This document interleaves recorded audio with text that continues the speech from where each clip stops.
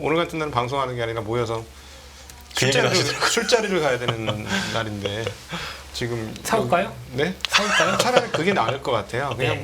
뭐 여기서 뭐 어떤 그냥 저거죠. 뭐 안타깝지만 드릴 말씀은 잘 버티십시오. 근데 이제 이번에 조금 다른 게 야 이게 몇몇 기업들은 여기서 끝이 아닐 수도 있는 게 좀 보여서 예. 그래서 지수 관련주들은 좀 몇몇은 여전히 좀 우리를 압박할 거다. 그리고 이제 또 하나는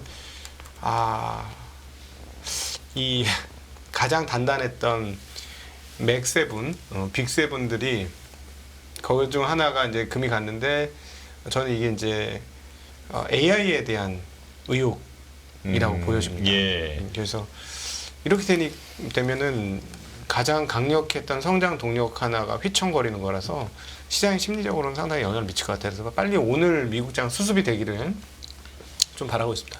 하나 좀 걱정이 되는 부분은 저거죠. 지금 이 그 빅세븐 주식들의 밸류에이션이 싸진 않아요. 네. 예, 그래서 사실 흔들려도 뭐 할 말은 없는 상황이라서 그게 하나 걱정이 되고 또 하나는 결국 이런 현상을 발현시킨 채권 금리가 오늘 하원 의장이 결정되었음에도 불구하고 떨어지지 않고 있다라는 점은 좀 안타까운 점이고 이 부분으로 인해서 미국 쪽에서 하이힐드 쪽의 채권 금리가 너무 튀지 않을까.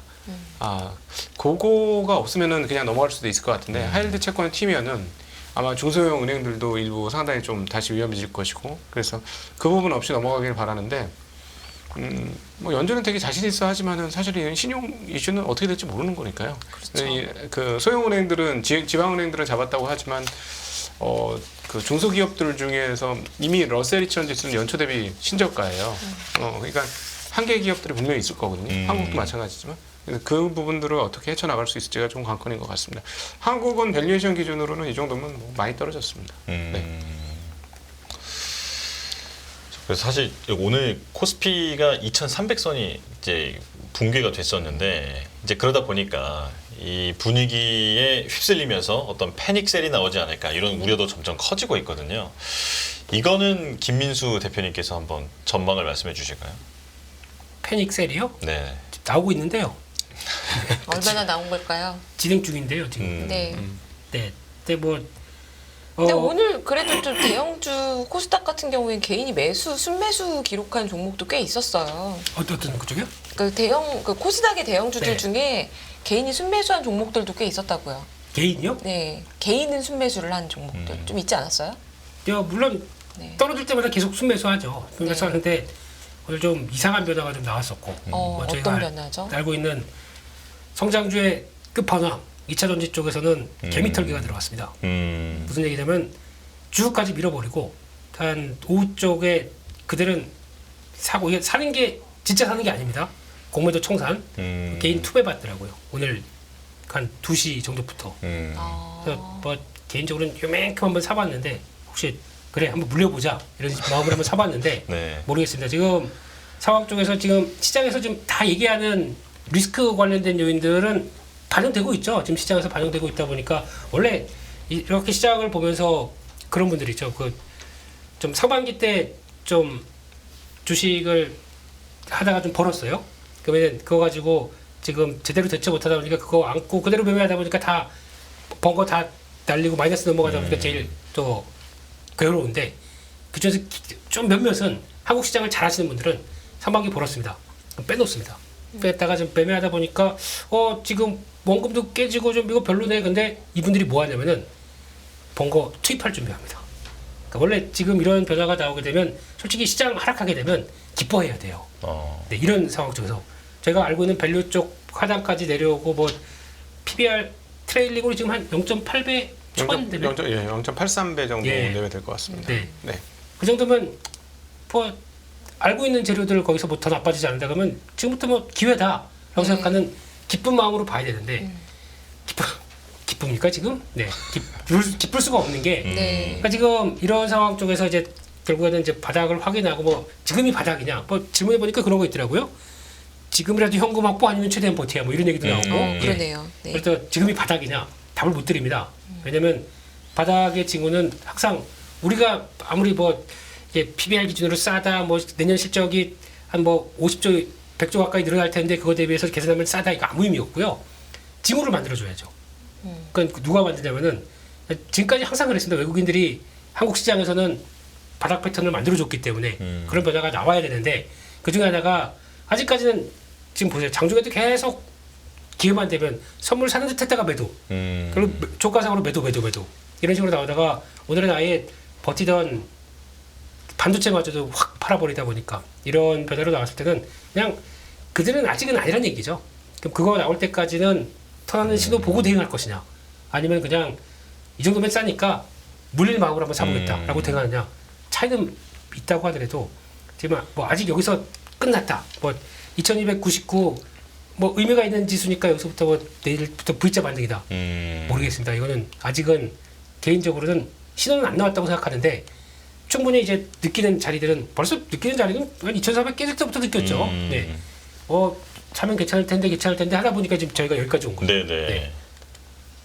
네. 그 신용거래가 그 전일 18조가 깨졌어요. 그래서 네. 이제 오늘 그러니까 24일자 기준으로 그래서 오늘 이제 25일자가 나오고 내일 3시 반 넘어서 이제 오늘자가 나오는데 네. 그래서 오늘 사실 어제도 분위기 어제는 뭐 그냥 쏘쏘했군요. 네. 오늘 거가 많이 빠지긴 할 텐데 그래서 어제 오늘 빠져서 17조 깨지겠지 했는데 어제는 2천억밖에 안 빠졌어요. 네. 오늘 얼마가 빠졌을 거냐고 관건인데 23일, 24일 구간에는 4천억 빠졌거든요. 근데 26일 날 오늘 분명히 신용장고가 빠졌을 거고 근데 6천억 넘게 빠졌을래나? 이렇게 되는 거죠. 맞아요. 그러면 여전히 17조대예요. 그러면 그동안에 우리가 이제 신용장고 최근 1년간의 흐름을 보면 16조대가 신용 바닥이고 요게 굉장히 강력한 시그널 중에 하나입니다. 저기 바닥을 확인해 주는 몇 가지 시그널들이 있는데 신용이 털리는 거예요. 그래서 네. 죄송합니다만 장 끝나고 돌아다니면서 물어봤죠. 저기 담보 부족 몇 계좌 나왔어요? 네, 네. 현장에서 그걸 또 저는 네. 확인을 해봐요. 네. 역대 최고치가 아니더라고요 아직. 아. 네, 근데 이제 많은 편이에요. 담보 부족 계좌가 많고 그다음에 반응이 어떻게 되느냐가 또 굉장히 중요하거든요. 네. 요게 굉장히 그 바닥 시그널 중에 확실한 시그널 중에 하나인데 돈을 갖다 메꿔요. 바닥 아니에요. 예, 그거는. 근데 벌써 며칠 됐어요. 돈을 갖다 메꾸는 게. 네. 이제 기부업이 나오기 시작합니다. 나 모르겠어. 그냥 알아서 처리하세요. 이게. 그러니까 이제 초반은 아니고 중반쯤은 온 것 같아요. 물론 여기서 바로 끝나고 이제 반등을 해줄 수도 있죠. 오늘 미국 시장에 뭐 다시 구글이 벌떡 일어나고 메타도 다시 벌떡 일어나고 뭐 다 그러면 괜찮을 것 같긴 한데 그건 뭐 지금 잘 모르겠고 그러니까 한국만의 상황으로 보면은 한두 번 정도 반대 계좌 네. 반대 계좌들이 담보 부족 반대 계좌들이 좀 더 늘어나고 그 다음에 더 이상 현금으로 못 막아서 털리는 네. 그 상황들이 오면은 이제 뭐 거의 근처에 왔다 이렇게 되면 근데 이제 한 번 딱 그러지 않았던 적이 있어요. 2020년 3월 달이에요. 그때는 그게 한 3일 벌어졌어요. 그런 일들이 좀 많이 기가 찼죠 그때. 네. 그래서 네. 그때가 조금 독특했고 보통 이런 정도로 해서 이제 반대 매매가 나오기 시작하면 거의 이제 뭐 거의 수습되기 직전의 상황으로 왔다. 뭐 이렇게도 정리해 볼 수 있을 것 같습니다.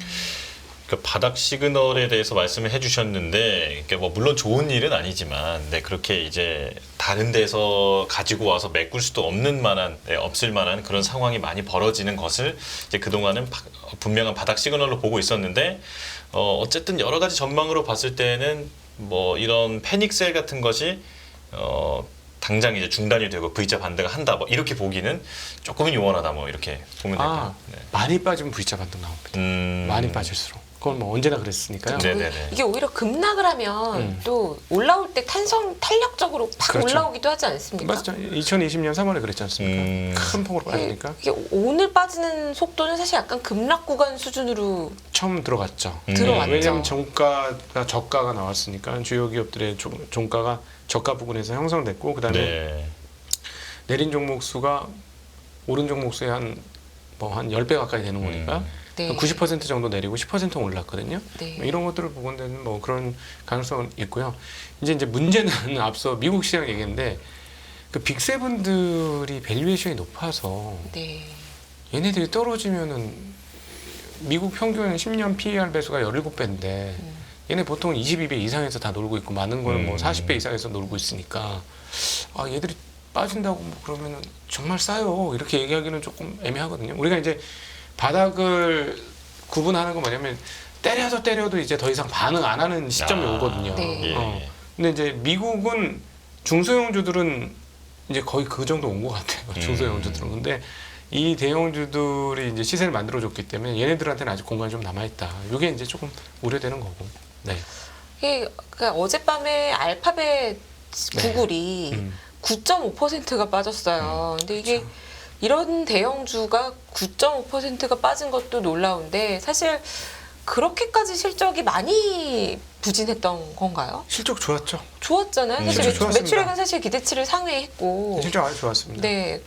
이렇게까지 시장이 반응하는 요인은 뭐라고 보셨나요? 이제 개인적인 의견입니다. 네. 개인적인 의견인데 일단은 첫 번째는 이거는 저희가 처음에 이거 AI 될 것 같아, 하드웨어는 될 것 같아 했을 때의 논리가 뭐냐면 빅테크들끼리의 싸움이야. 네. 돈 많은 애들끼리의 싸움이기 때문에 돈 쓸 거야. 그러니까 그렇죠. 분명히 하드웨어는 좋아져. 근데 결과적으로 엔비디아 메모리 업체들 굉장히 좋아졌죠. 실제로 오늘 하이닉스도 그 메모리 쪽에서는 실적이 좋았으니까. 네. 네, 그거는 그렇게 되는 건 맞는데 문제는 뭐냐면 왜 반응을 했느냐는 거예요. 네.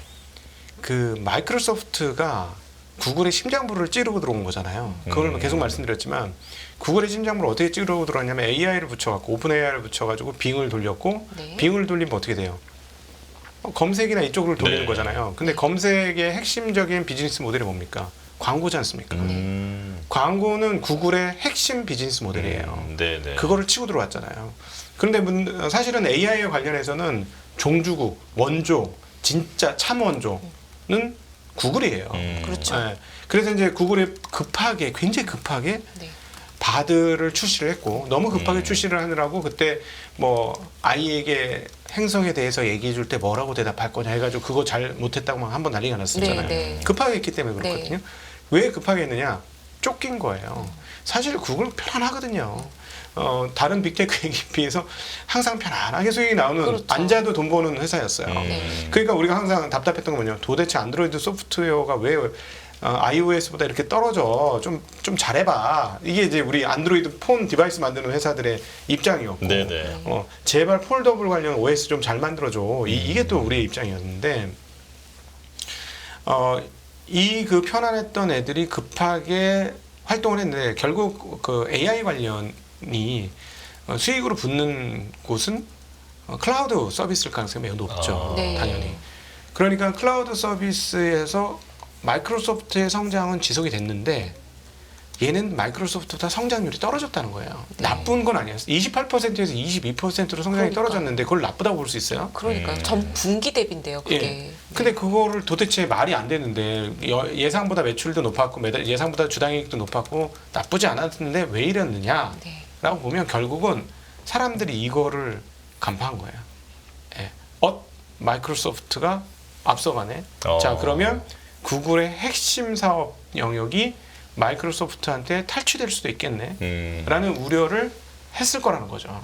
그러니까 사실은 이렇게 계속 우상향하고 있는데 왜 주가가 9% 폭락을 하냐. 물론 이제 밸류가 높아서 그렇다 뭐 이렇게 볼 수는 있지만 그럴 거면 그 전에 왜 안 떨어졌냐 보면 이번에 떨어진 거는 저 개인적으로는 마이크로소프트한테 제대로 저격을 당한 것을 사람들이 실적을 읽으면서 해석했다라고 개인적으로 보는 거죠.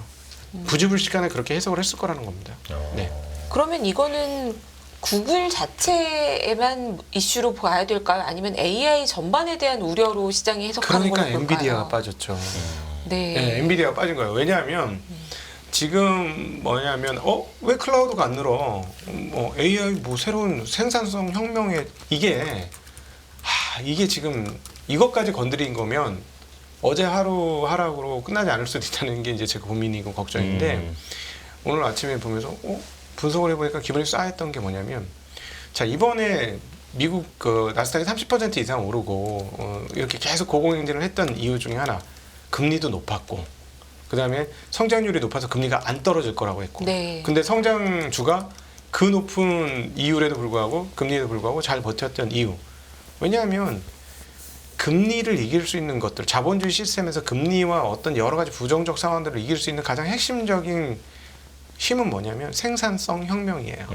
근데 AI는 바로 생산성 혁명의 핵심 코어였고 진짜 핵심 중에 핵심이었습니다. 예. 그러니까 이거 뭐야? AI로 하면 모든 것들을 다 극복하고 자 이제 가겠네. 근데 그거 할 애들이 빅테크밖에 없으니 빅테크밖에 답이 없네. 이런 분위기였었는데 이거 뭐야? 성장률이 죽어?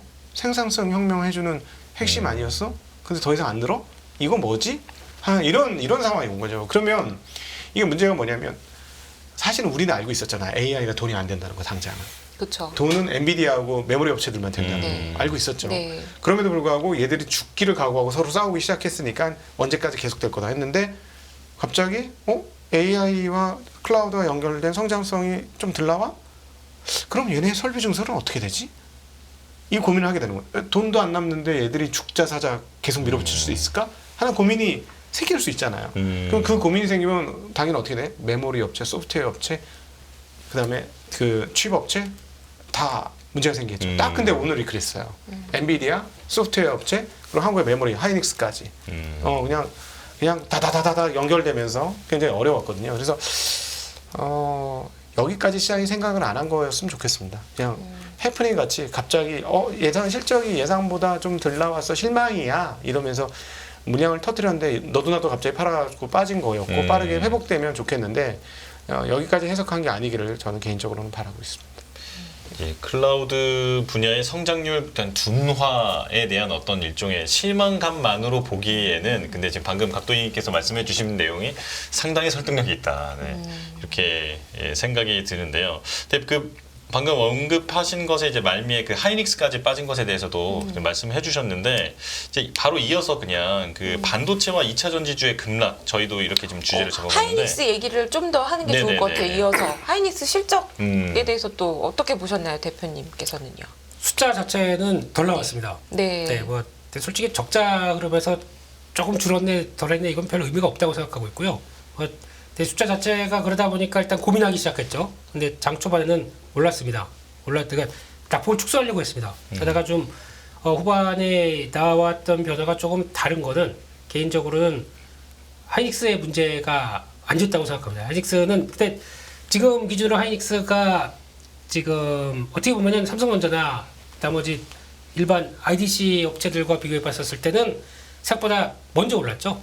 먼저 올랐는데 그에 따른 지금 자리에 대한 당위성을 얼만큼 얘기해 주느냐라고 막 체크해 보다가 이번에 나왔던 것 중에서 뭐 그건 있었습니다. 그 IR 내용을 쭉 보시게 되면 낸드는 당연히 어렵고 디램은 선전하고 있는데 저희는 관심이 디램 선전하는데 그 컨콜 중에서 그런 내용이 있었습니다. 그러니까 내년에 수요가 붙으면 이런 자리들 그러면 생각보다 턴이 빨라질 것이다라는 얘기들. 근데 내년 정상적으로 보게 되면 내년 상반기쯤에 재고 정상적으로 떨어지고 그럼 이제 감산 풀고 이런 변화가 나올 수 있겠다라고 했는데 거기서 약간 자신 없게 얘기한 그거 가지고도 영향을 미쳤다고 보이고 있는데 모르겠습니다. 그거는 저는 아니라고 생각하고 있고요. 그중에 하나가 또 AI 관련된 얘기를 많이 했었습니다. 근데 지금 하이닉스가 바라보는 쪽은 일단 첫 번째 AI 서버 쪽 이쪽으로 봤을 때는 의외로 총 매출에서 차지하는 비중이 한 10%대까지 그러니까 이제 결산해봐야 알겠지만 중반에서 10%대까지 차지할 것이다 라고 하고 앞으로 5년 동안 AI를 바라보는 HBM 시장이 60에서 80% 성장한다고 그랬습니다. 잘 계산해야 되겠죠? HBM 시장이. 근데 그러면서 하는 얘기가 내년까지 예약 완료 끝났다. 저는 여기가 더 문제인 것 같아요. 예약 완료 끝났으면 내년에 보여줄 수 있는 게 한계가 딱 끝났지 않습니까? 그래서 캐파를 더 늘릴 수도 없고 그런 상황 쪽에서 그러면 그만큼 인기가 좋은데 여기서 그러니까 지금 예상하는 수준 정도까지 딱 바텀이 업이 들어간 거죠. 거기에 의해서 좀 반응하지 않았나 싶습니다. 왜냐면 그때부터 주가가 꺾이기 시작했거든요. 그 내용 나오기 시작할 때부터. 그러니까 어차피 하이닉스를 보면서 삼성전자보다 더 고밸류를 좀 쳤던 얘기, 더 먼저 올라갔던 얘기는 HBM에 대한 성장이 무한대로 가는데 파가 여기까지밖에 안 되는구나. 이걸 느꼈던 거죠. 그러다 보니까 거기서 약간 좀 멈칫했었고 근데 반대로 이 내용을 보게 되면 진짜 실질적으로 HBM에 들어가는 장비나 관련된 회사들은 호재죠. 네. 캐파가 더 많은데 앞으로 더 늘려야겠다. 게다가 아마 다음 주 31일 날 가게 되면 삼성전자 얘기 나올 겁니다. 가서 또 열심히 얘기할 텐데 자존심이 상했으니까 또 여러 가지 앞으로에 대한 변화 얘기 나오기 시작하게 되면 결국은 그게 뭐냐면은 캐파 늘리겠다. 우리도 따라가겠다는 얘기가 나오기 시작하게 되면 이건 좀 다른 문제겠죠. 근데 문제는 마찬가지로 하이닉스랑 똑같이 HBM 후공정 업체들이 많이 올라와 있어요. 그런 쪽이다 보니까 여기서 플레이를 신규로 하기는 되게 어려운 자리긴 하겠지만 내용 뉘앙스를 보게 되면 이번에 사이클들은 HBM을 통한 후공정이 맞다는 걸 보여줬습니다. 이번에도 보여줬는데 그 한계를 보여주다 보니까 고민스러운 거죠. 그래서 그런 쪽에서 원래 만약에 이게 오늘같이 뭐 미국의 필라델피아 반도체 지수 4% 안 빠지고 그냥 평상시 흐름이었으면은 장중에 쭉 갔다가 내려왔을 겁니다. 아니, 그럼 분명히 세론의 모습을 갖췄을 텐데 오늘 이게 지금 미국이 빠지는 바람에 거기서 같이 실적 발표하다 보니까 일단 무슨 얘기만 나오면은 팔 준비했었었는데 예. 그런 상황 쪽에서 그런 얘기 장중에 나오다 보니까 그에 따라서 좀 더 반응한 게 좀 맞지 않나. 근데 똑같습니다. 아까 지점장님 말씀하신 것처럼 좋은 내용 많아요. 더 좋은 내용 많고 괜찮은 내용 많은데 계속 세론 찾으려고 했던 느낌들이 더 많다고 봐야 될 것 같습니다. 지금 뭔가 하이닉스 오늘 분위기는 그래도 좋지가 않았어요. 그럼 약간 아니, 하이닉스 좋을 수가 없죠. 엔비디아가 빠지고 네. AI 아까 그 스토리로 AI와 관련해서 사람들의 의혹이 생겼다면 직결이 되는 게 엔비디아, 하이닉스 딱 이렇게 되는 네. 거니까. 네. 그래도 김 대표님께서는 레몬리서치 김 대표님께서는 그래도 HBM이 지금 오더가 끝났다. 캐파가 다 찼다는 얘기는 증설을 해야 된다는 얘기니까 장비 쪽에는 괜찮을 수 있다라고 하셨는데 이건 어떻게 보시나요? 아니 저렇게 한다고 해서 갑자기 하루아침에 AI 설비 증설 안 하겠습니까? 합니다. 하는 거예요. 그래서 제가 보기에는 분기 실적들은 계속 좋아지고 그래서 결국 핵심은 뭐 HBM은 계속 매출액이 증가하고 이익 기여도가 높아지겠지만 핵심은 전체 메모리, 그다음 낸드 뭐 이런 쪽에서의 가격 상승이 이루어질 것이냐 여부인데 일단 어제도 확인을 했습니다만 여기 방송에서 수출입 동향을 보면 분명히 늘어나고 있으니까 뭐 유리하게 전개되는 건 사실이에요. 유리하게 전개되는 건 사실이고 근데 이제 저것도 있다고 보셔야 돼요. 이거 금융이잖아요. 실물이 아니라 실물 좋아지는 건 분명히 맞거든요. 네. 근데 금융은 앞서 미래를 당겨오는 경향성이 있는 거고 또 하나는 쉽게 얘기하면 절대 권력이에요. 금리는 금융시장에서 지금 또 다시 4.9% 5% 막 이렇게 돼버리니까 이거는 제일 뭐라 그럴까요? 이렇게 표현하면 될까요? 꼰트 선수가 나왔는데 그냥 호리호리해 헤비급 아니야. 네. 근데 펀치 휘둘렸는데 쇠망치야 펀치가. 네. 당장. 네. 그게 금리예요. 네. 그러니까 사람들이 금리 이렇게 하면은 그냥 겉으로만 보기에는 금리 뭐 지난번에도 그래서 그러네 이러지만 실제로 펀치 한번 맞아보면 이런 일이 벌어지더라는 거죠. 그러니까 이 5%는 무형 자산 무형 그 상품이 5%라는 얘기잖아요. 네. 10년물 국채 금리는 미국이 보장해주는 보증채가 5%의 금리를 매년 또박또박 10년간 주겠다라는 얘기가 10년물 국채 금리 5%잖아요. 네. 그러면 이게 대체 자산들이 빛을 발하는 거예요. 얘가 빛이 너무 많이 나서 다른 거는 빛이 안 보이는 거죠. 네. 빛에 가려지는 거예요. 왜냐면 네네. 야 아무 일도 안 하고 야, 미국 정부가 보장했는데 매년 5%씩 줘. 그러면은 얼마야? 그 10몇 년이면 2배씩 늘어. 그냥 아무 일도 안 해도 그냥 10몇 년에 2배씩 느는 거야. 근데 다른 거 하면은 한 10% 먹을까? 근데 깨질 가능성도 되게 높은데 네. 이렇게 되는 거잖아요. 무형 자산이 금리가 높을 때 이게 문제인 거예요. 네. 얘 2.5%좀 되면 야 그거 2.5% 받아서 뭐하니? 야 좀 한번 해봐 좀 이렇게 되지만 5%? 괜찮네 그냥 나 그냥 이거 할래. 아유 머타르 위험을 사서 잘못될 수도 있는데 그냥 편안하게 갈래 이런 거죠. 그래서 결국은 이 금리가 좀 떨어져야 위험 자산이 갈 수 있고 이번에 이제 어제장의 흐름이 거목이 드디어 세찬 바람 앞에 잘 견디다가 금리라는 그러니까요. 세찬 바람 앞에 견디다가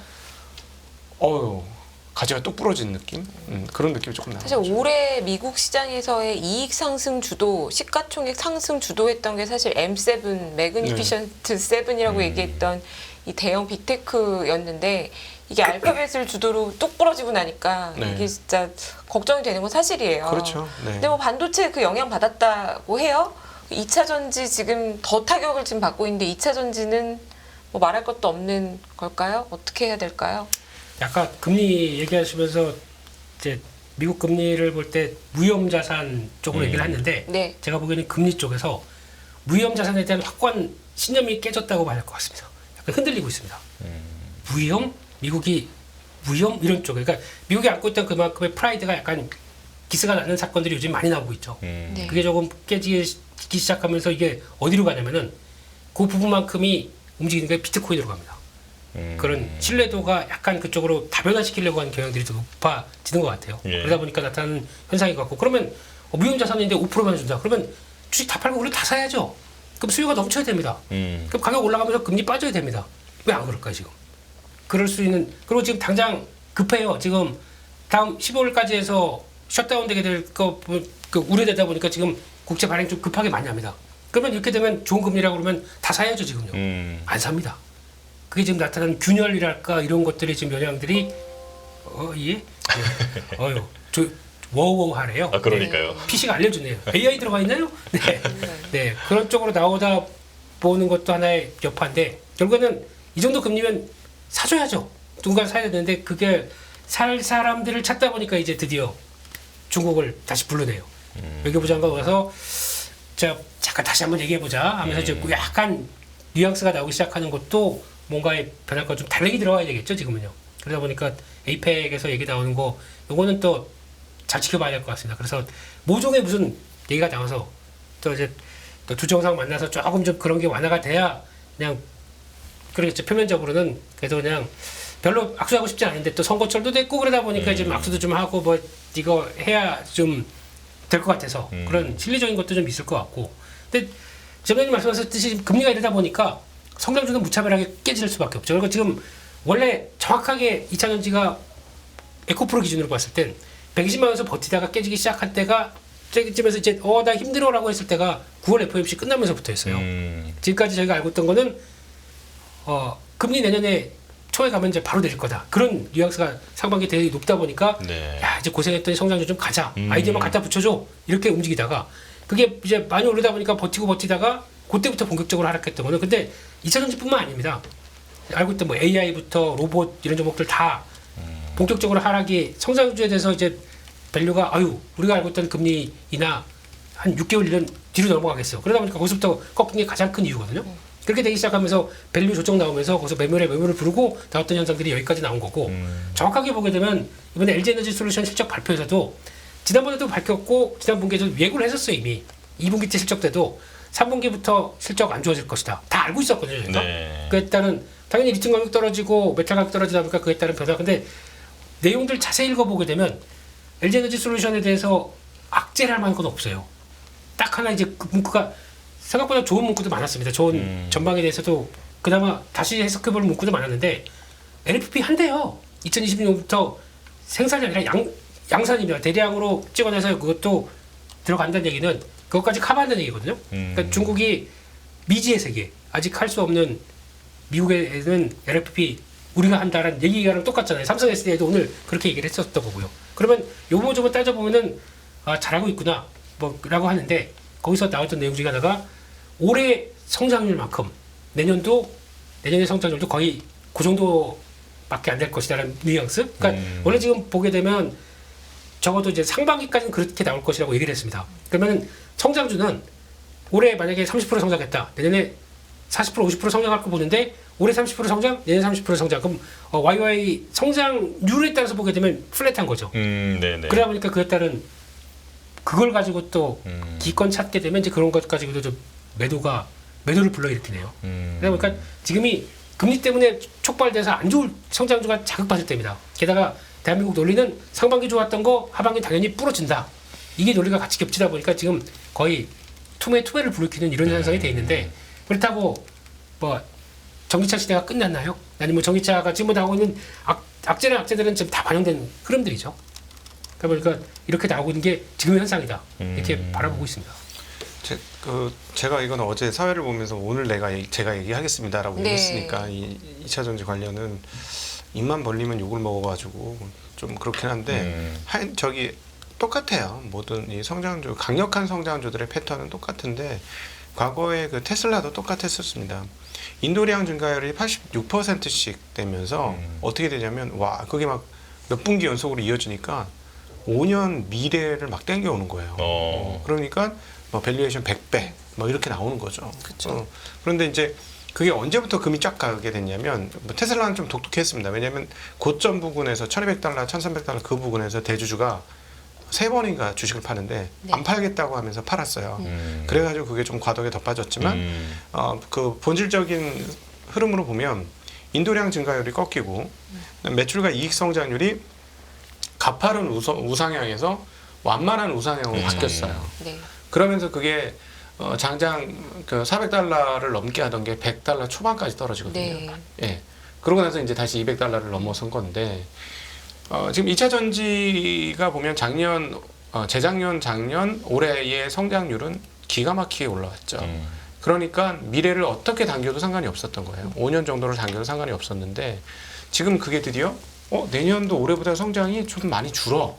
네. 줄지는 않지만 마이너스 성장은 아니지만 성장이 줄어. 네. 이렇게 되면 예를 들어 5년 정도를 땡겨왔던 그 미래를 5년 못 땡겨오게 되는 거예요. 네. 그건 모든 게 다 그냥 다 똑같아요.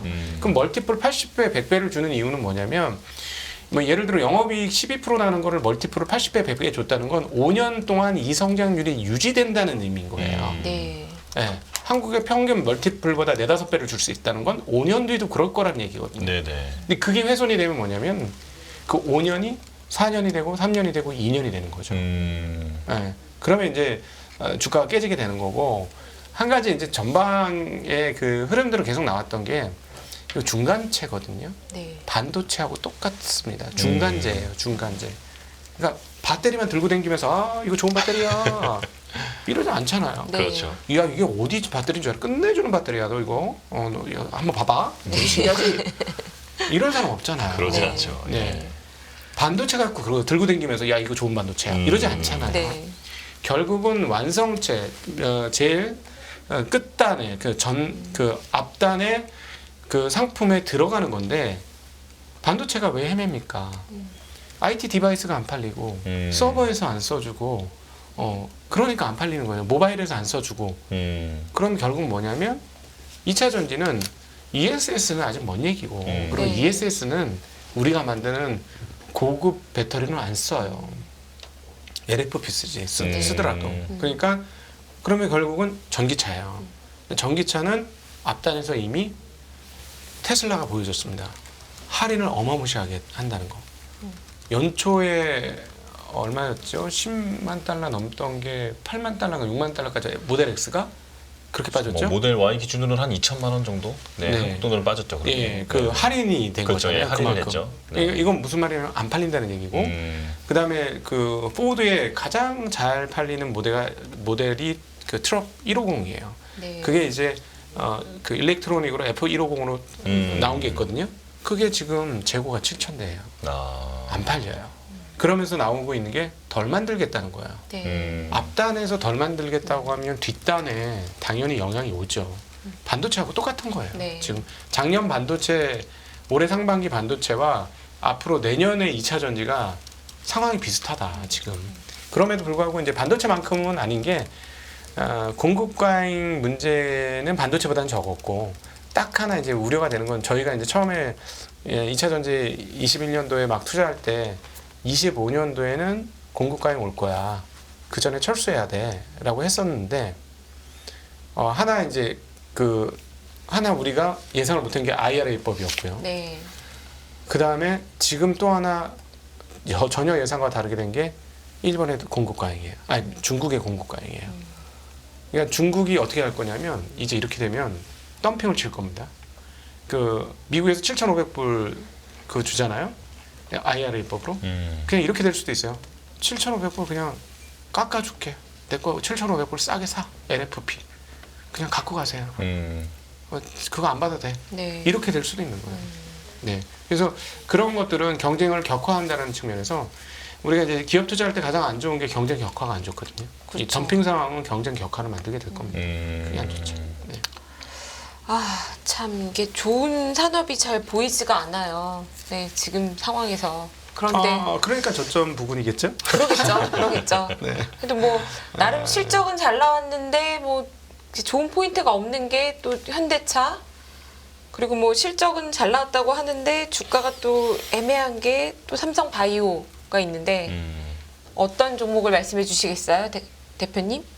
뭐다 그좀 뚱하네요. 그다음에 네, 별로 얘기를 안 하고 싶으신가요? 아니 뭐 그런 건 아니고요. 네. 현대차는 지금 또 뭐 맨날 피크아웃이래요. 네, 숫자는 잘 나왔지만 내용이 또 참 뭐 썩 재밌게 얘기하기가 그렇죠.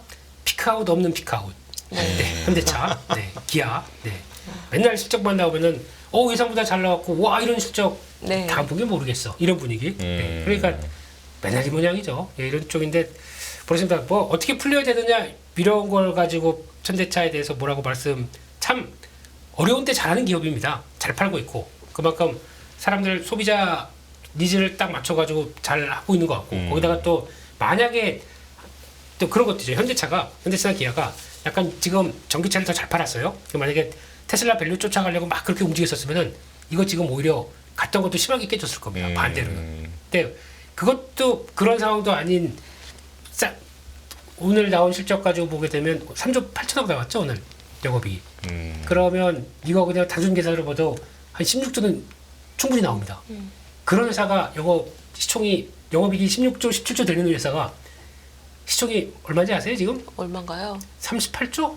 아, 네. 그런가요? 그냥 2년 장사해서 그냥 다 사버리죠 뭐. 그래서 사버리고 끝내버리죠 뭐. 그러면 근데 뭐 이럴 정도까지 밸류를 받는 의미는 그러니까 지금 계속 저희가 나간 것 중에 그거예요. 뭐 이렇게 고금리인데 차 잘 팔릴까? 똑같은 얘기. 2분기랑 똑같은 얘기. 3분기도 똑같이 하고 있고 금리가 더 오르다 보니까 모기지 이제 8%대 미국 들어가는 거죠 지금 이 기준은. 알파 5점 10년 만에 만약 가산 붙는다고 그러면 네. 8%대 나오죠 지금. 그러겠죠. 네. 오늘 나왔던 미국 30년 모기지 금리가 네. 7.9%입니다. 아이고, 네. 거기까지 그럴 정도인데 네. 그러면 그러 가지고 이제 또 피카줄 거야 이런 거 하다 보니까 계속 이러죠. 근데 아마 이게 나중에 변화 나올 겁니다. 그러니까 누가 봐도 이 정도 성과 내고 있는데 노려도 노릴 것 같아요. 노리는데 그게 지금 그때만 보고 있고 싸니까 좋으니까 산다. 그러니까 내가 만약에 그냥 나는 뭐 시장에서 움직이는 트렌디한 종목 모르겠고 무조건 싼 종목 산다. 해볼 수는 있습니다. 해볼 수 있는데 언제 어떻게 뭘 모멘텀을 가지고 움직이느냐 이건 모르는 미지의 종목이죠. 그러다 보니까 그 정도로만 봐야 될 것 같고요. 근데 삼성바이오로직스는 뭐 조금 다른 얘기 같긴 합니다. 네. 그동안 열심히 캐파 증산해서 받고 그 다음에 다음 부지 늘려서 받고 그 중간중간에 공장 가동할 동안에 약간 좀 이제 들어가는 비용들이 있지 않습니까? 공장 조정 비용이나 그런 것들 나올 때마다 약간 위축됐다가 레벨업 하는데 시장에서는 삼성바이오로직스 같이 실적으로 아니면 양적 팽창으로 나오는 회사에 대해서 이게 제조업체야, 그러니까 공장을 갖고 있다 보니까 네. 이게 제조업체야, 바이오주야? 라고 봤었을 때 시장에서 판단은 제조업체로 봅니다. 네. 그러다 보니까 제조업체 쪽으로 보는데 성장하는 제조업체 정도로 보다 보니까 안정은 들어가죠. 근데 바이오가 보여줄 수 있는 강력한 밸류는 못 받고 있는 거지 않습니까? 그러다 보니까 그냥 그 정도. 그러니까 돈 잘 벌어서 아마 바이오 쪽에 주축을 만든다고 하더라도 그 정도가 다기 때문에 플러스 알파에 뭘 준다 하면 뒤에 그 삼성 바이오에피스 있죠? 이게 역할을 좀 해줘야 될 것 같은데 그냥 그 정도로 보고 있습니다. 그냥 편안하긴 한데 주가의 드라마틱한 모습들은 없고 좀 싸진다 그러면 샀다가 그럼 뭐 1년에 한 번 거래하시는 분이 이런 것도 한다고 그러더라고요. 쭉 많이 밀렸다 그러면 샀다가 올라갈 때까지 기다리지 뭐 그러면 그냥 팔고 뭐 이런 종목이라고 봐서 뭐 저희가 알고 있는 시세 차익에 대한 강렬한 의지는 없는 쪽으로 보고 있습니다.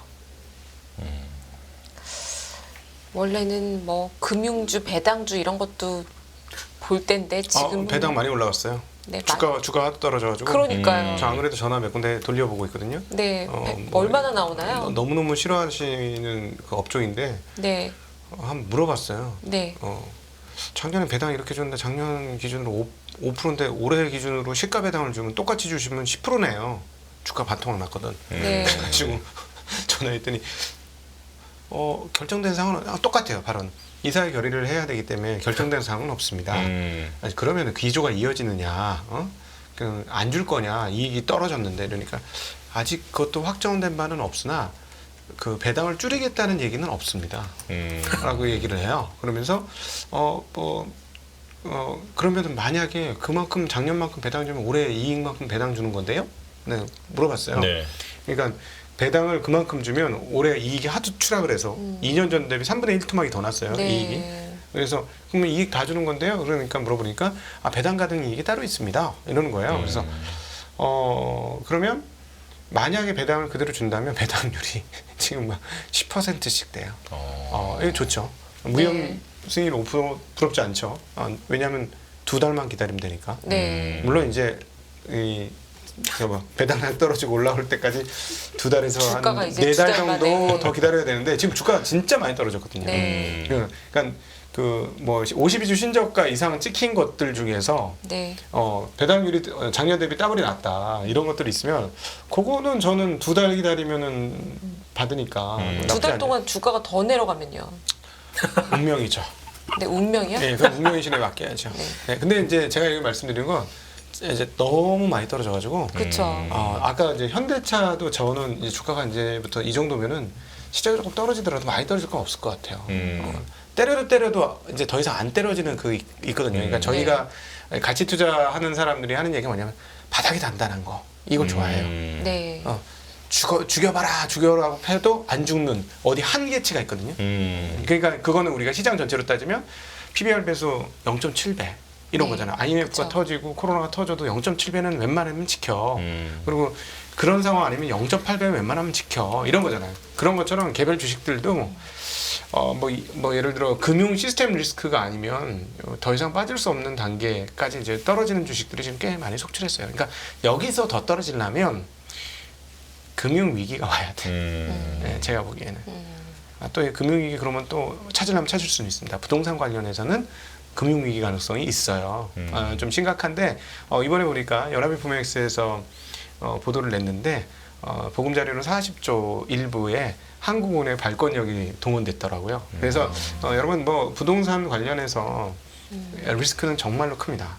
위험은 정말로 커졌고 금융 안정성을 해치는 불안정성의 최고 원인 중에 하나가 그거지만 아직까지 정부는 부채 비율 100%가 안 돼요. 네. 발권력이 많이 있습니다. 채권 발행할 수 있는 능력이 많이 있어서 제가 보기에는 막을 겁니다. 네. 근데 이제 언제가 문제냐? 개인 부채만큼 정부 부채는 늘어났다. 그렇죠. 그러면 이제 그때부터는 아예 못 막는다. 그러면 우리는 프레디맥, 페니맥가 오면서 한국판 리먼 브러더스 사태가 벌어질 것이다. 이렇게 보시면 아니 근데 될 것 뭐 이제 같아요. 40조 때문에 막 그렇게 부채 비율이 막 팍팍 늘어나는 거는 아니니까 이제 그러니까요. 너무 막 시청자분들께 이제 지점장님께서 말씀하시는 그 수준까지 막 단어가 막 갑자기 그런 속도로 가면은 이제 너무 네. 공포 방송이 되니까 네. 이제 발언을 수위를 조금 아니 네. 괜찮다니까요. 우리나라 채권 발행할 수 있는 여력이 너무 많아요. 그렇죠. 걱정할 게 없어요. 전혀. 그러니까 그런 수준은 아직은 네. 아니고 네. 네, 그렇게까지 걱정할 상황은 아직은 아닌 것 같죠. 네. 근데 그렇습니다. 그 금융주가 왜 이렇게 떨어진 거예요? 일단 그 배경에 대해서 그냥 좀 짧게 짚어주시고 다른 얘기로 넘어가면 좋을 것 같아요. 네, 좋은 포인트네요. 네네네. 금융주가 왜 떨어졌냐고요? 네네네. 제가 안 샀어요.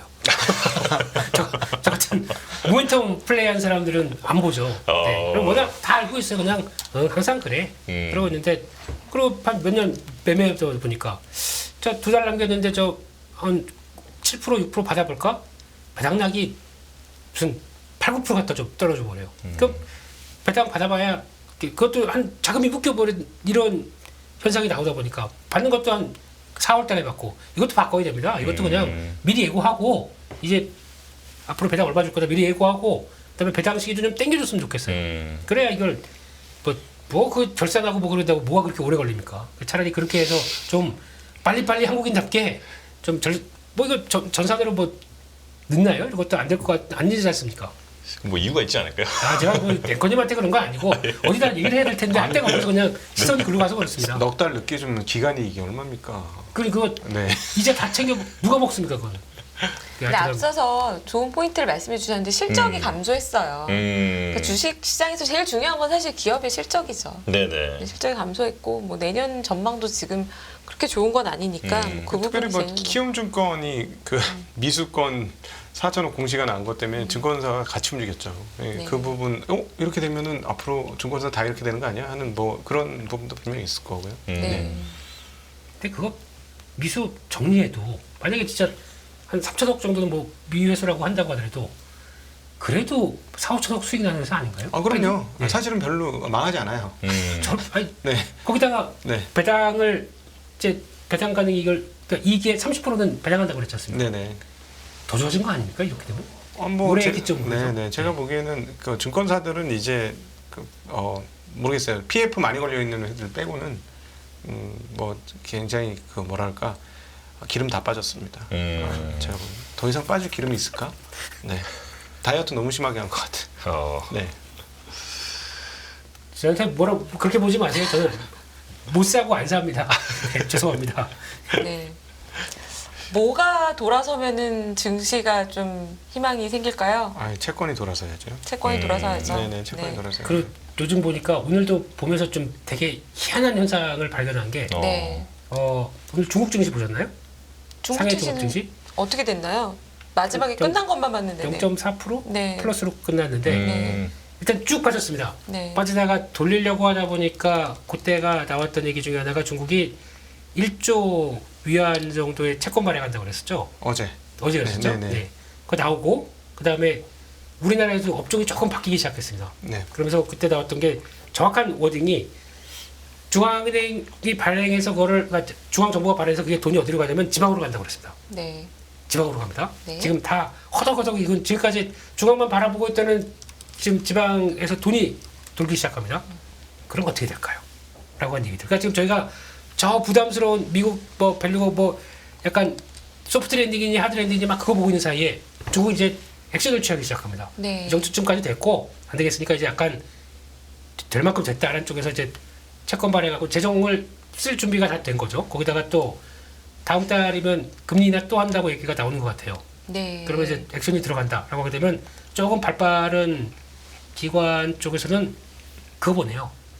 철강, 화학 뭐 이런 쪽들 이거 약간 좀 움직이는 것 같은데 뭐 초기에 그렇다고 해서 그 아이디어 가지고 훅 들어가는 거는 모르겠습니다만 네. 이게 만약에 변화가 나와서 그런 쪽으로 나가기 시작한다 그러면 또 하나의 시장에 약간 변화 요인들도 될 수 있겠다라는 아이디어 정도로만 보시는 게 좋을 것 같고 네. 근데 여기서 아마 시장 흔들리게 되면 그게 뭐가 살아납니까? 근데 그럼에도 불구하고 보면 또 이런 거 가장 먼저 움직이는 게 좀 길게 무겁게 움직이는 연기금 네. 이런 것도 움직임 들어가고 거기다 약간 투신까지 동참하고 뭐 이 정도 되면은 약간 변화가 나오나란 정도 그냥 두시고 보셨으면 좋겠고요. 근데 중국이라서 하도 많이 속아서 그냥 그러니까요. 그런가 보다라는 정도로만 보셨으면 좋겠습니다. 올해 정확하게 3번 반인가 4번 속았어요. 네. 저는 진짜 속았거든요. 네. 현장에서 진짜 속았어요. 근데 그 속는 과정에서 왜 속았냐면 뭔가를 계속 했거든요. 뭔가 계속 했는데 안 된 거예요. 근데 오늘 저는 되게 말씀하셨는데 좋은 포인트 지적해 주셨다고 생각하는데 되게 의미가 있는 게 항세액만 좀 빠졌고 본토는 하나도 안 빠졌어요. 미국이 이렇게 빠지고 미국 금리 올랐는데 안 빠졌다? 처음 있는 일 같아요. 올해 들어와서. 항상 더 빠졌어요. 왜냐하면 엊그저께 상하이 지수는 신저가였어요. 52주 신저가였고 네. 홍콩은 말할 것도 없고 지금 홍콩 HSCI 지수 너무 많이 빠져서 한국 ELS 지금 조 단위로 깨지게 생겼다. 지금 이런 정도 수준이에요. 그렇죠. 네, 그런 굉장히 어려운데 왜 이렇게 오늘 아시아 증시 일본 2%대 한국도 이렇게 크게 빠졌는데 안 빠졌느냐 이 의미 있는데 어제 시진핑이 인민은행 갔어요. 네. 처음으로 갔어요. 근데 우리가 생각하는 것보다 훨씬 더 절대자입니다. 이건 무슨 말이냐면 그동안에 했던 게 대수만간 안 하겠다는 거였습니다. 돈을 안 풀겠다는 얘기였는데 인민은행 가서 도대체 왜 갔을까? 인민은행 도와달라는 얘기겠죠? 중앙은행이 도와줄 수 있는 게 뭐겠어요? 경기 부흥을 위해서는 발권력이겠죠. 네. 그렇죠? 근데 그동안에 경기 완화를 안 한 거 아니고 금리를 안 내린 것도 아닙니다. 계속 내렸는데 왜 안 됐냐? 중국에 이제 오랫동안 직접 참여를 해 보니까 이 부동산 가격이 제가 보기엔 3, 4선 도시는 안 오를 것 같아요. 네. 내년까지도 안 오를 겁니다. 예. 그리고 안 오르는 이유 중에 하나가 수요 쪽의 진작책은 있지만 공급 쪽의 진작책은 1도 없어요. 네. 세 가지의 레드라인은 바꿀 거가 없습니다. 이거는 지금 중국은 목숨 걸고 부동산 구조조정 시작한 거예요. 네. 이번에 구조조정 못하면 우린 뒤진다. 이런 생각을 하고 있는 거예요. 그래서 큰일 난다. 네. 네. 네. 죄송합니다. 강렬한데요. 네. 귀에 꼭 박히시라고. 예. 네네네. 뭐 재고가 뭐 10년치라느니 15년치라느니 뭐 1억채라는 네, 얘기를. 뭐 15년치래요. 뭐. 네. 네. 네. 1억채에 빈집 있다. 뭐 네. 이런 상황이라서 그거를 구조조정 안 하고 가면 우리는 다 망한다라고 생각해서 절대 공급 쪽에 세 가지 레드라인 한 가지로 쉽게 얘기해주면 건설회사는 부채 비율이 100% 넘으면 안 된다는 얘기예요. 건설업체들이 어떻게 부채를 하나도 안 지고 아무것도 하지 말라는 거죠. 집을 네. 어떻게 지을 수 있어요. 네네. 그러면서 국내에다가 지금 해놓은 사업장은 다 마무리해라. 그리고 그 대표적인 게 벽개원. 국내 대출은 갚아라. 달러 대출은 나도 몰라. 배째라 어제 드디어 배째죠. 네. 네, 한 달 유예줬는데 배째어요. 못 갚어. 놀라운 거예요. 자국 국민만 도와주면 되는 거야. 지금 중국 정부의 스탠스가 그거고 부동산 살리겠다는 마음이 1도 없어요. 그래서 제가 보기엔 이 부동산 발로 경기가 회복된다는 생각은 애시당초 걷어들여야 됩니다. 안 될 거고요. 네. 그래서 제가 보기엔 이 악영향이 내년까지는 갈 것 같아요. 네. 그래서 계속 뭔가를 풀고 있어요. 다른 쪽에서. 소비 진작책이든 뭐든 계속 하고 있거든요. 안 돼. 뭐 당연히 안 되죠. 내 집값이 떨어지는데 무슨 물건을 사? 열받아 죽겠는데. 이렇게 되는 상황이잖아요. 그럼에도 불구하고 7억 명 정도 수준이 강력하게 시진핑을 지지하는 인민층이 대단히 두텁게 있습니다. 예. 아주 재미난 얘기는 시진핑이 학력이 어떻게 되느냐. 학력이 어떻게 되느냐. 국조릴 가능성이 있다. 그래요? 비공식적으로. 아, 그래요? 그래서 그 홍콩에서 중국 일을 하시는 분들 얘기 들어보면 이 말 쓰는 게 이렇게 엘리트 말이 아니다. 라는 거예요. 보통 거기까지 하면 다 엘리트잖아요. 그렇죠. 그 온갖 산전수전과 학습을 거쳐서 가는 거거든요. 정말 맞아요. 그 허들을 수십 개도 넘게 해서 올라가는 자리인데, 근데 그 토굴에서부터 생활했던 사람이지 않습니까? 바닥에서부터 쫙 올린 거예요. 그래서 인민의 지지도가 굉장히 높고 그런 것들을 포기하진 않을 거예요. 공동분야 이런 거 절대 포기하지 않을 건데 이젠 방법이 없잖아요. 결국은 여기서 경기가 계속 침체되는 상황이 오래가면 그걸 못 견딜 것 같다는 생각 저희는 하고 있었는데 인민은행이 찾아갖고 1조 채권 발행했어. 이거 안 되면 또 할 겁니다. 제가 보기엔 지난 1년간을 보아왔는데 경기가 안 살아요? 뭘 해요? 또 경기 안 살아요? 또 뭘 해요? 경기 또 안 사요? 또 뭘 해요? 근데 쉽게 살기는 어려운데 제가 보기엔 어떤 느낌이 드냐면 풀다 나중에 보면 너무 많이 풀어가지고 찔끔찔끔 풀다가 너무 많이 풀어가지고 뭔가 버블 비슷한 게 올 가능성도 없잖아 있지 않을까 하는 생각을 하는데 어찌되었거나 오늘은 되게 상징적인 날이다. 중국이 안 빠진다는 날 처음 보는 것 같다. 네. 자, 좋은 걸 지적을 해주셔가지고. 네. 그나마 이제 미국이 조금 경기가 꺾일 때 중국이 조금이라도 부양 효과가 좀 나타나서 한국 입장에서는 그래도 이제 중국 수출이 크니까 이쪽이 좀 돌아서고 중국에서 뭐 한국으로 좀 와주고 이래서 조금 수혜가 있으면은. 근데 옛날 같지 않을 겁니다. 그렇죠. 옛날만큼은 아니어도 네. 완충 작용이라도 좀 해준다면. 그렇게 되면 돌고 돌아 반도체죠. 결국 네. 가장 큰 수혜는 반도체죠. 그렇죠. 예. 그나마 그걸로 돌파구를 마련한다면 제일 좋을 것 같은데 지금 저희가 알고 있듯이 뭐 철강화학 뭐 이런 쪽은 아니지 않습니까? 중화학 쪽은 거의 벌써 이제 그들이 이제 공급 과잉 플러스 알파 아니면 거기서 딱 요인이 미치는 거는 중국의 해당 제품의 가격들이 올라요. 그것 때문에 같이 연동돼서 그러면 우리 쪽도 제품 가격 올릴 수 있는 근거가 되는구나. 라는 쪽에서 변화가 오면 모르겠는데 그게 아닌 이상은 좀 그렇다고 봐야 되겠죠. 그래서 혹시나 그러면 그걸 통해서 혹시 또 중국 같은 경우도 소비가 살아나기 시작한다. 어떤 소비가 그냥 살아나는 게 아니고 이번에 광고제 할 때 전화제 보세요. 쿠폰이 2조 원입니다. 우리나라 돈으로 2조 원.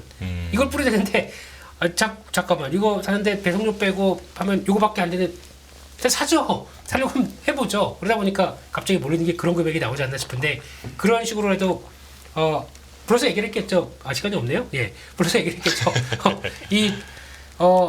너네 좀 정부를 위해서 일 좀 해야 되겠다. 마진 포기하고라도 이거 쿠폰 발행해서 한번 끌어올려봐라. 하죠. 그러다 보니까 이게 나오는 효과라고 보는데 이걸 통해서 연속적으로 갈 것이냐 이건 아직 모르겠습니다. 근데 지금 초기는 반응은 나쁘지 않은 것 같고요. 그런 쪽으로도 소비까지 움직인다 그러면 또 한국 쪽에서 바라볼 수 있는 쪽은 분명히 있겠죠. 그런 것들 찾아가는 것도 결국에는 돌고 돌아서 중국이 나갔을 때 나오는 또 소비 쪽의 변화 이것도 한번 보긴 봐야 되지 않나 생각이 듭니다. 수출입 동향 올라오는 거 일평균 올라오는 거 다 중국 수출 조금씩 늘고 있는 거니까요. 네. 지금 뭐 악재 속에서 호재가 싹 터서 올라오고 있는 겁니다. 그렇게 보시면 좋을 것 같아요. 이게 그나마 네. 제가 지금 저는 지금 이 얘기를 지금 듣다가 중국에 희망이 있으면 좋겠다라는 생각을 하다가 요거를 찾다 보니까요. 영 찜찜한 게 비구이안이 달러 부채 디폴트 낼 거라는 얘기를 하기는 했었는데 그렇죠. 결국 디폴트를 냈고 근데 중국이 이런 스탠스로 가게 되면은 이게 또 심상치 않은 거 아니야? 이런 생각이 또 드네요. 그 자국은 보호를 하면서 대외적으로 금융시장에 또 영향을 또 주는 게 아닌가. 그러니까 돈 다 뺐죠. 그러니까 상대적으로 홍콩이 더 안 좋죠. 네. 홍콩 외국인들은 주로 홍콩에서 플레이를 하는데 네. 홍콩은 아무래도 더 안 좋고 그다음에 제일 큰 실수한 거는 사실은 이 경기 회복을 조금이라도 빨리 당길 수 있었으려면 기업들은 안 건드렸어야 되는데 기업들까지 네. 공동부유를 건드렸잖아요. 그러니까 그러니까 거기에 대한 그런데 지금 물어보면 제가 분명히 7억 명 정도 수준이라고 말씀드렸는데 기득권층은 이미 다 나와 있어요. 홍콩과 싱가포르에 있는 분들 얘기 들어보면 홍콩 지금 중국 사람들 엄청 많이 나왔고 거기 나온 사람 다 기득권층이에요. 그런데 숫자적으로는 지금 본토에 살고 있는 사람들은 월등히 많습니다. 예, 그래서 숫자적으로 압도적으로 많기 때문에 우리가 생각하는 것처럼 우리가 지금 중국을 바라보는 눈은 중국의 기득권의 눈으로 지금 중국을 바라보는 거예요. 근데 중국의 인민의 눈은 또 전혀 다르다는 거죠. 그래서 아마 근데 이제 어쨌든 부양책이 계속 나오기 시작했고 이건 멈추지 않을 것 같습니다. 제가 보면 경기 회복될 때까지 계속 중간중간에 나올 것 같아요. 지난 1년 동안 안 나온 게 아닙니다. 나왔는데도 안 올라갔을 뿐이에요, 시장이. 네. 근데 뭔가 희망을 찾는다고 계속 얘기하다가 그러니까요. 끝까지 뭔가 찾아지지는 않고. 아유 뭐 네. 그라운드 제로가 바닥 아니겠습니까? 네. 네. 그냥 뭐 금리만 좀 빨리 안정됐으면 좋겠는데 저는 그거 FOMC 회의 끝나면 좀 될 것 같아요. 얼마 안 남았습니다. 일단 FOMC 회의까지 네. 채권 금리를 좀 주목하자. 하고, 예, 그렇게 되고 이제 그 셧다운 마지막 고비 그다음에 12월 달 금리 동결하면 뭐 이제 깨끗하게 정리 뭐 이렇게 되지 않을까 싶습니다. 2달이나 더 참으라고요? 한 달 반입니다. 네. 하루가 한 달 같은데 요즘에. 자, 그래서 이제 두 분의 말씀처럼 단단한 바닥이 좀 얼른 확인이 되었으면 좋겠다 이런 생각이 들고요. 일단 2부는 여기서 마치도록 하겠습니다. 자, 김민수 레모니스터치 대표님 그리고 곽상준 신한투자증권 강북금융센터 지점장님과 함께했습니다. 두 분 고맙습니다. 감사합니다. 고맙습니다. 안녕하세요. 이승입니다. 더 많은 영상을 보고 싶으신 분들은 화면 오른쪽에 있는 구독 버튼을 눌러주시기 바랍니다.